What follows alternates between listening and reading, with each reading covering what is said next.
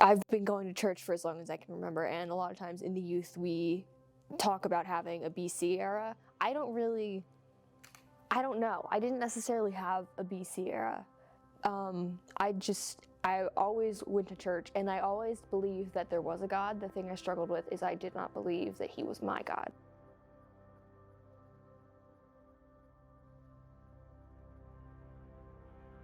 When I was very young, my mother suffered a traumatic brain injury, and that gave me really bad separation anxiety as well. I just have really bad anxiety. Middle school happened. My mental health kind of declined. I was just very sad and anxious all the time. And my mom was like, why don't you do stuff in the church? And so I did. I started coming to youth group. I joined in the loosest sense of the word. I was very intimidated by those around me. If I talked to an older kid, I would die on the spot. I could not do it. I spent a lot of time hiding in the hallway when there were too many people. And then high school hit, and the first 2 years were just like, okay, whatever, it's just high school, nothing really changed. And then the summer before 11th grade, one day, I passed out into a conveniently placed laundry basket. And we didn't know why. At first it was just like a one-off thing. It was kind of like, okay, whatever, that's weird. And then it started happening more frequently and more frequently. And then I couldn't remember what I was doing. And then my cognitive function just went down the drain. My physical capabilities to, I don't know, like move like a human being went down the drain. I was in a really bad place. I'd been dancing since I was 4 years old. And on your senior year, if you were a competition dancer, you would get a solo.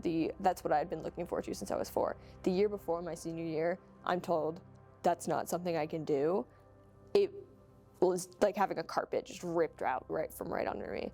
I couldn't go to school anymore. I had to do online school. I lost so many friends who weren't willing to adapt to the new Maggie, which, sucks. And that led to my anxiety got really bad, my depression got really bad. I started self-harming that year. I really just didn't want to be alive anymore. And at that point, my mom, again, was like, throw yourself into the church. Like, I can't do anything else. And I was like, you know what?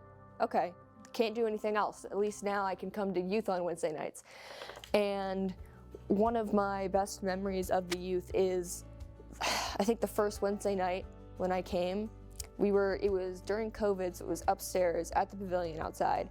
And the game was like, you have to hold an egg on a spoon and run around in circles around the pavilion for some reason. And I was struggling because I have tremors in my hands, so I couldn't actually specifically hold the thing. And Cam adjusted the rules so that I could play. And ever since then, I started coming more and more and getting more involved. I became a student leader. Sir Roanoke last year was a huge pivotal point. I prayed out loud for the first time. I honestly never thought I'd be able to do that. I can speak in front of people now. That's insane. Like, this is insane. I'm doing this. That's crazy. I joined the SLT. I joined the praise band. I'm an intern now, and I don't know. I feel like my testimony is kind of different in the sense that it's still very much so. I mean, all testimonies are ongoing, but like in 2 to 3 years, this will still be part of my testimony. My health issues, they aren't going away anytime soon. This is something that I will continue to struggle with, possibly throughout the rest of my life. And God sustains me. He is, the reason that I can get up in the morning. I wake up and I don't know if I'm gonna be able to walk that day. My name is Maggie, and I am a follower of Christ.